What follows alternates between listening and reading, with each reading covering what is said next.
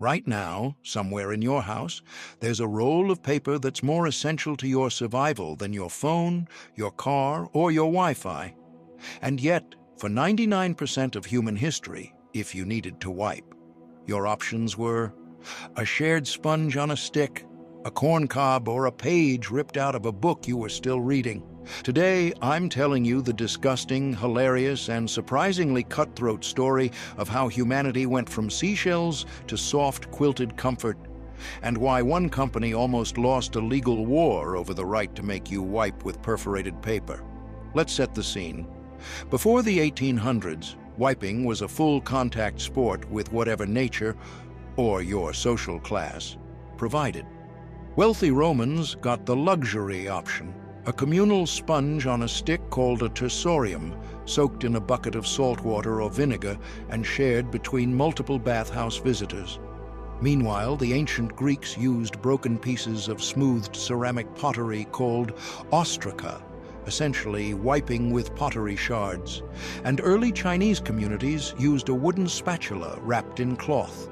If you were poor almost anywhere in the ancient or medieval world, you were working with moss, leaves, grass, hay, husks, or corncobs, while wealthier people upgraded to wool or fabric scraps.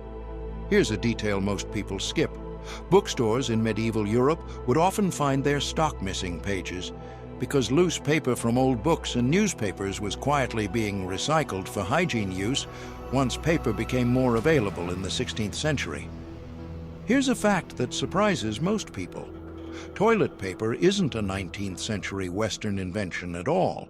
China was using paper for hygiene as far back as the 6th century, giving them roughly a 1,200-year head start on the rest of the world.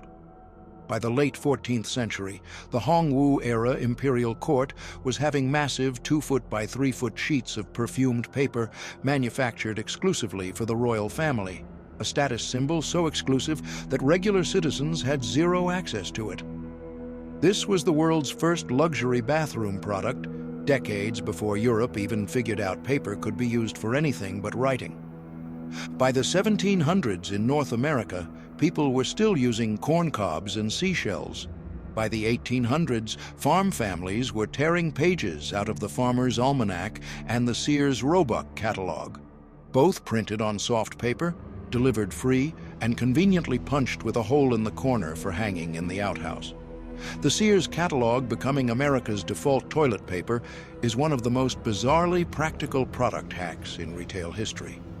Then, in 1857, a New Yorker named Joseph Gayety changed everything by launching Gayety's medicated paper for the water closet, the first commercially packaged toilet paper, made of aloe-infused manila hemp sheets sold in boxes of 500, each watermarked with his own name.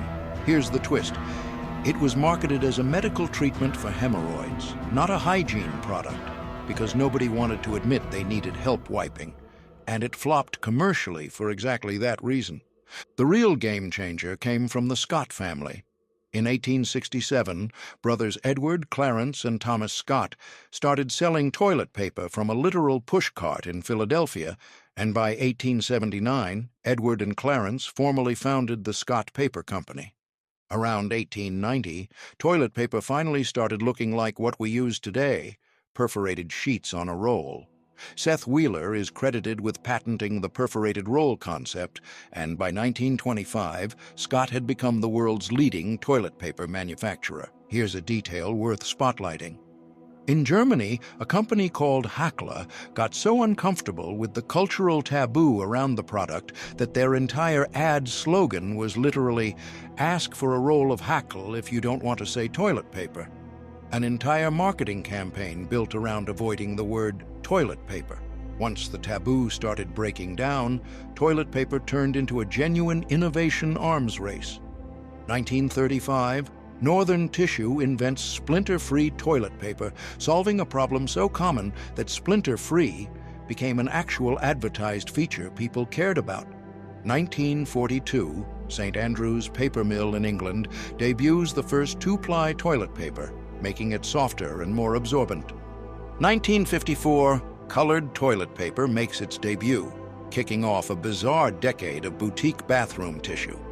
Through the 1950s, upscale households paid premium prices for toilet paper in shades like navy blue and hot pink, until users started developing rashes from the dyes and the trend collapsed.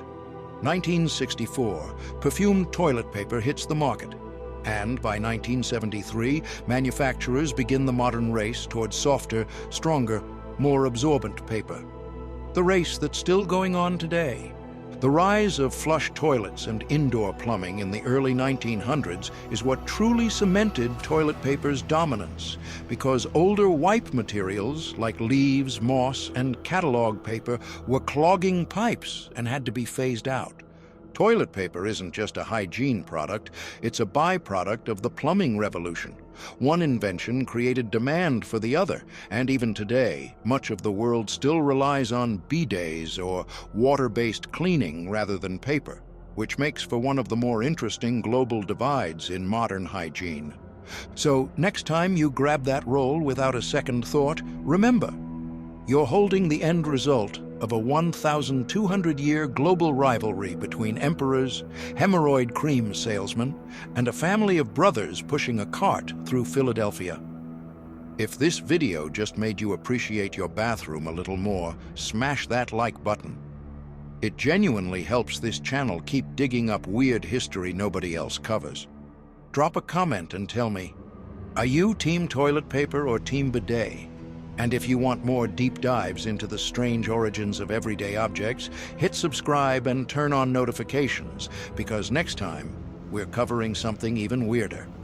See you in the next one.